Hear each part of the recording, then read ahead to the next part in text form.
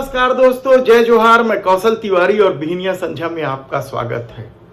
देश का नाम रोशन करने वाली महिला पहलवानों के यौन शोषण के आरोपी बृजभूषण शरण सिंह के सामने क्या भारतीय जनता पार्टी की कोई हैसियत नहीं है, या फिर समूची मोदी सत्ता उनके सामने घुटने टेक देती है? क्योंकि उनका 4-6 सीटों पर जबरदस्त प्रभाव है, लेकिन सत्ता का भूख यह इजाजत नहीं देता कि बृजभूषण शरण सिंह जैसे महिला उत्पीड़न के आरोपी से किनारा किया जाए। और शायद यही वजह है कि कल फिर देश के प्रधानमंत्री नरेंद्र मोदी, अमित शाह, जेपी नड्डा, किसी भी भारतीय जनता पार्टी के नेता का नाम ले लीजिए, वे बृजभूषण शरण सिंह के सामने घुटने टेक दिए कहा जाए तो गलत नहीं होगा। क्योंकि कल केसरगंज लोकसभा सीट के प्रत्याशी की जब घोषणा की तो लोग चौंक गए, क्योंकि इसमें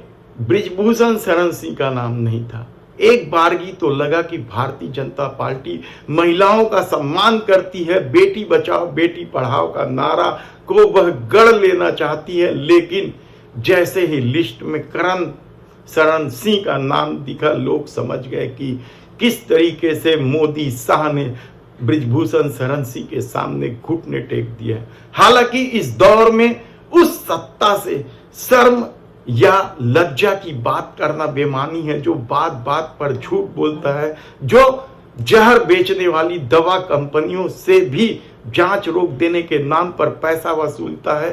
तब मणिपुर की घटना को क्या कोई भूल सकता है कि किस तरीके से कारगिल के सिपाही की पत्नी को नंगा करके घुमाते तस्वीर सामने आई थी, और उसके बाद भी देश के प्रधानमंत्री नरेंद्र मोदी ने चुप्पी ओढ़ ली थी।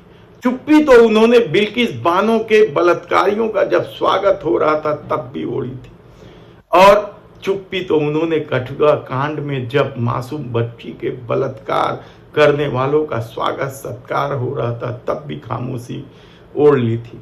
ऐसी परिस्थिति में खुद देश के प्रधानमंत्री नरेंद्र मोदी के क्षेत्र वाराणसी में BHU में, बनारस हिंदू विश्वविद्यालय में भारतीय जनता पार्टी के या संघ के 3 लड़के बलात्कार के आरोप में गिरफ्तार हुए, तब भी देश के प्रधानमंत्री नरेंद्र मोदी ने उफ नहीं की, और न ही बुलडोजर बाबा के रूप में चर्चित योगी आदित्यनाथ का बुलडोजर ही सामने आया। तब ऐसी परिस्थिति में भारतीय जनता पार्टी की स्थिति क्या है?